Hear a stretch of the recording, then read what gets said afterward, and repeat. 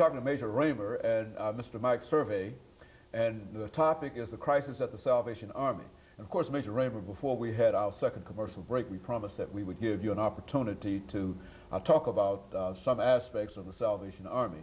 And we recognize that you're relatively new here, but we also know that, as you indicated earlier, that you've had many, many posts in the Salvation Army. What do you find that's somewhat different in your new assignments than, or might be comparable in your new assignments with what you've been accustomed to up until now?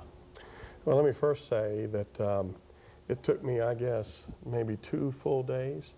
I mean, hitting it hard to go around and actually see what the Army is doing in the Nashville area, to meet the employees, to meet the volunteers, to actually see what's going on inside of each of the facilities. And I think the thing that sticks out in my mind the most was going into one of the two daycare programs that are housed at the Salvation Army, and having the 3-year-olds, and I mean, talk about being bombarded. I mean, every one of them wanted to get a hug, and that will always be a great memory for me. No matter how long I'm in Nashville, that's going to be at least in the top 10 to see the enthusiasm. And to me, I'm convinced that's really what we're all about, because that program alone gives the parents an opportunity to be able to become productive, active citizens in Nashville. As programs go, all that to say that in all the towns that I've been in, and I've been involved, at least indirectly, in large areas, being in Dallas and even in Baltimore, I can honestly say to you that this is probably one of the most comprehensive programs here in the southern part of the United States that the Salvation Army is involved in, because it literally has a program from the cradle to the grave for everybody and everybody in between. Some involvement with the Army, some type of program, some type of offering. And of course, all of that, at the crux of that, in the center of that, is our main thrust, as I've indicated before. We make no bones about the fact that who we stand for, and of course that's the Lord Jesus Christ.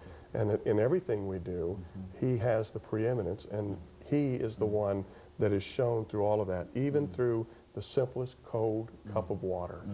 And so that's really our philosophy. That's really what we're about in meeting the needs. That cup of water takes all kinds of forms, as we've already indicated, just by what Mike said before the last break. And we're very proud of that, and we are very comfortable in that area. It does make it difficult, though, as part of this, the title of the show today, In Crisis, when we have to worry about where the next dollar is going to come from to keep that kind of a program operating, which is needed, desperately needed in the Nashville area. You think, Mr. Survey, I think that he's indicated, and I think that that was essentially what was indicated when I read that there is a tremendous cutback. You're cutting back in etc.